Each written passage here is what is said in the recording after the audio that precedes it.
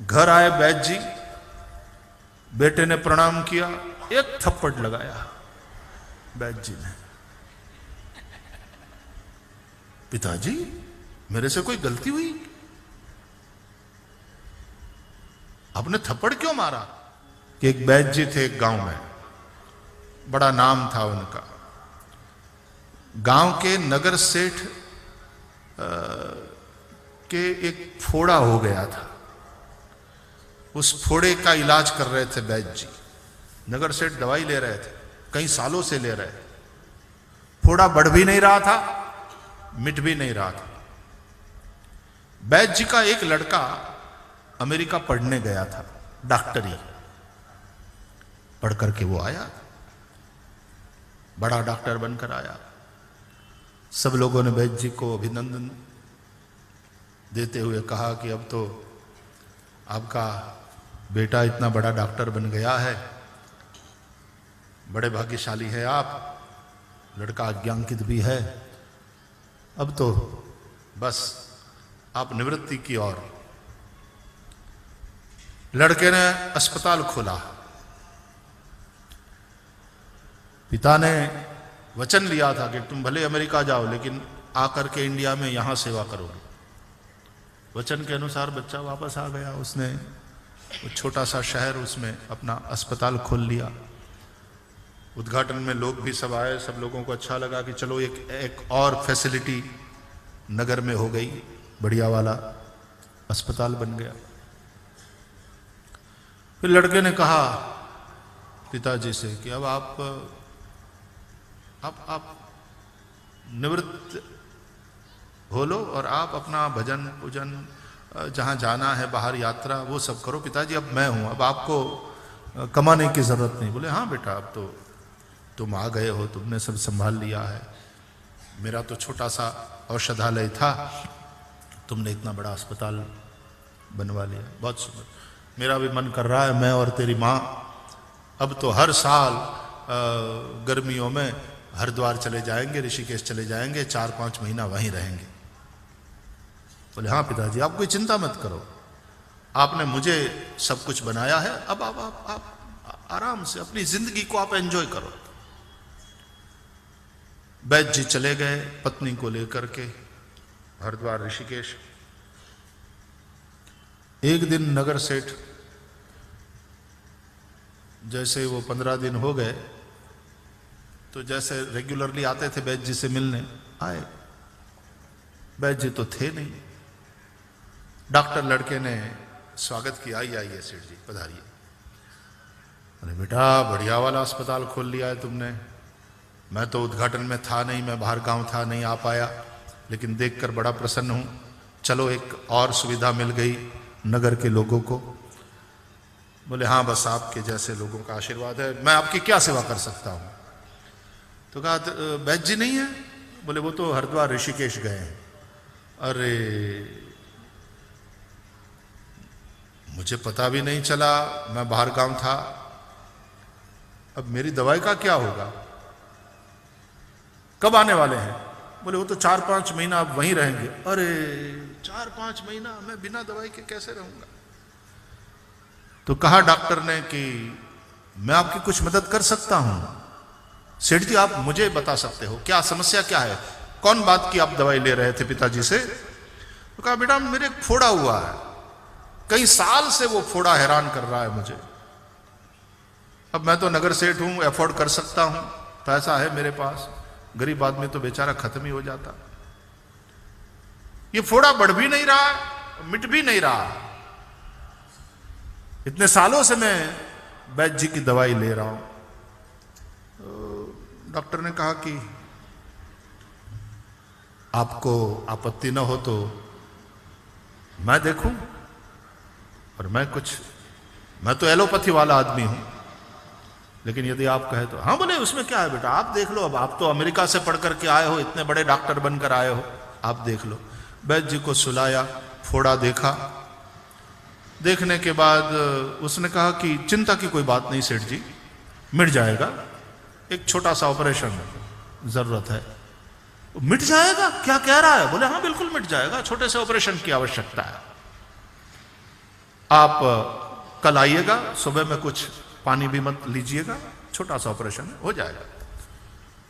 दूसरे दिन नगर सेठ आए, ये ओटी में ले गया, आधे घंटे का ऑपरेशन, सब कुछ कर लिया। फिर सेठ जी से कहा कि अब आप 2 दिन के बाद फिर से आइएगा, थोड़ा सा अभी देखते रहना पड़ेगा, 1 हफ्ते में ठीक हो जाएगा। और वास्तव में नगर सेठ 1 हफ्ते में बिल्कुल ठीक हो गए। अब कोई दवाई खाने की जरूरत नहीं है, कुछ करने की जरूरत नहीं है, फोड़ा खत्म। वाह बेटा, कितना पैसा देना है? अरे बोले आप पिताजी से दवाई लेते रहे हो इतने समय तक, आपसे बस आप आशीर्वाद दो। क्या बात है बेटा, तुम अमेरिका से पढ़ करके आए, आशीर्वाद रूप बन गए। सेठ जी चले गए। 4 महीने के बाद जब वैद्य जी लौटे और उनको यह समाचार मिला, नगर सेठ ने कहा क्या आपका बेटा डॉक्टर है? वैद्य जी, आप जिस फोड़े को इतने सालों में मिटा नहीं पाए, आपके बेटे ने आधा घंटे के ऑपरेशन में और केवल 7-10 दिन दवाई, खत्म हो गया। अच्छा, वैद्य जी ने कहा बताइए तो। बोले ये देखो। सेठ जी ने बताया, एकदम फोड़ा निकल गया था, सब साफ। बोले हाँ हाँ, अमेरिका पढ़कर आया। घर आए वैद्य जी, बेटे ने प्रणाम किया, 1 थप्पड़ लगाया वैद्य जी ने। पिताजी, मेरे से कोई गलती हुई? आपने थप्पड़ क्यों मारा?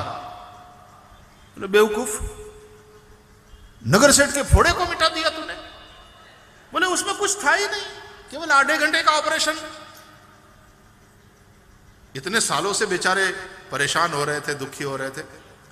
पिताजी, केवल ऑपरेशन की जरूरत थी, ऑपरेशन कर लिया, आधा घंटा ऑपरेशन में लगा, और फिर देखा मैंने हफ्ता भर हो गए ठीक। तो आपको तो मुझे आशीर्वाद देना चाहिए। उन्होंने भी आशीर्वाद दिया, आपने थप्पड़ लगाया मुझे। बोले पागल, इसी फोड़े ने तुझे डॉक्टर बनाया है।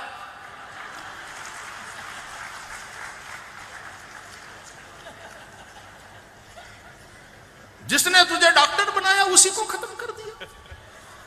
खैर, अब तो डॉक्टर बन गया है, इसलिए कोई बात नहीं। थोड़ा काम में आ गया सेठ जी का। तुझे पता नहीं पागल, जब जब सेठ जी आते थे, मैं मरहम पट्टी करता था तो उस फोड़े को प्रणाम करता था कि तुम्हारे ही कारण मेरा बेटा अमेरिका पढ़ रहा है। फोड़े देवता बने रहो, हम तुम्हारी पूजा करते रहेंगे। यदि वैद्य डॉक्टर लालची है तो ऐसी दवाई देगा कि रोग भी न मिटे, रोगी भी न मिटे, धंधा चलता रहे। लेकिन भागवत रूपी दवाई औषधि के देने वाले वैद्य सुखदेव जी जैसे निवृत्त तृष्ण वैद्य है, निवृत्त तरसई रूपगीयमानात्, जिनको कौपिन का भी भान नहीं है, जिन्हें अपने लिए कुछ नहीं चाहिए, ऐसे निवृत्त तृष्ण महात्माओं के द्वारा दिया गया यह औषध है। इसको पीकर कौन तृप्त होगा? भैया, ये उपदेश नहीं, ये उपचार है। उपचार की दृष्टि से आओ।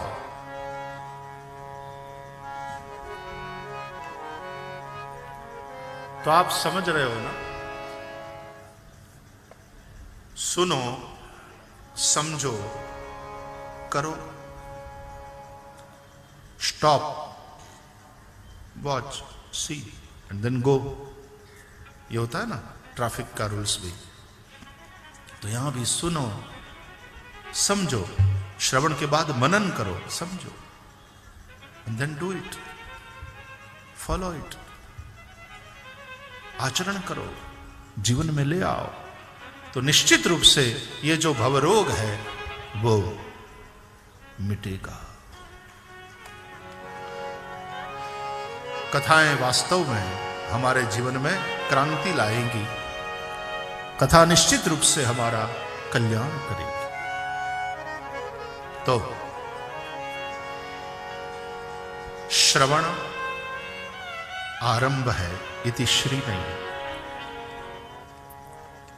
श्रद्धा पूर्वक सुनो और सुनते सुनते श्रद्धा बन जाएगी। तो इस चिंतन के साथ अब कथा प्रसंग में प्रवेश करें। उससे पूर्व कुछ मिनट भगवान के नाम का आश्रय करेंगे। भोजन के मध्य में भी थोड़ा पानी पीना चाहिए। भोजन मध्य पिबेत वारिम, इसलिए थोड़ा भगवान नाम का अमृत पी लें। रंग रंग पांडुरंग रंग